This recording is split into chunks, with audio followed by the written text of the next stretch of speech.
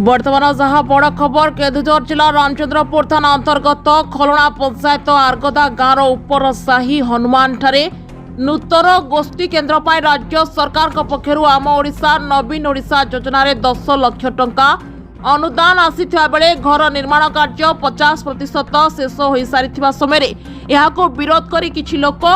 राग रखिथिबा जणा पड़िथिबा बेले मंदिर कमिटी सदस्य माने सेमानकु संदेह करिसेंती। गतकाली संध्यारे ग्रामवासी एवं मंदिर कमिटी सदस्य माने मंदिर रे बसी एक बैठक सारी फेरिबा परे केही अजणा व्यक्ति राग रखी घरटीर समस्त कांथकु साबुल रे ताड़ी भांगी देथिबा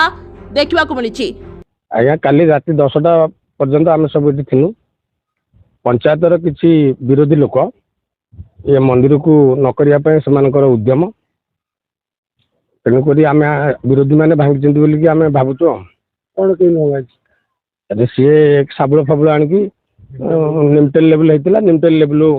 पर से भांगी किसी कम पंचायत किसी डेवलपमेंट कम न हो पार से उद्देश्य बोधे सर सन्देह तो सर आम क्या देखिनु क्या ना सर कमी कह पुलिस कौन अभियोग एमती राति भांगी ये किसी विरोधी लोक भांगी दुर्बृत्त आसिक सर से धरा जी कार्यानुष्ठान पूरा माने कठोर कठोर दंड दिया।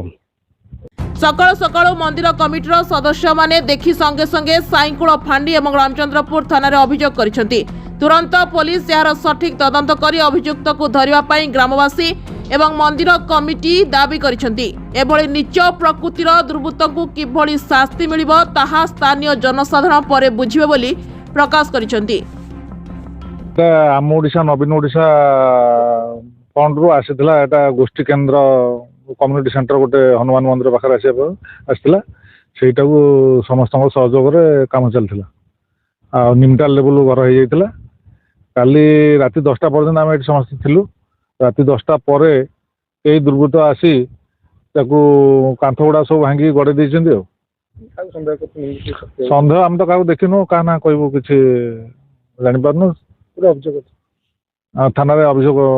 करम गाँ ग्रामवासी समस्त लिखिक थाना जनईचु थाना वाला जहाँ उचित पदक्षेप ने।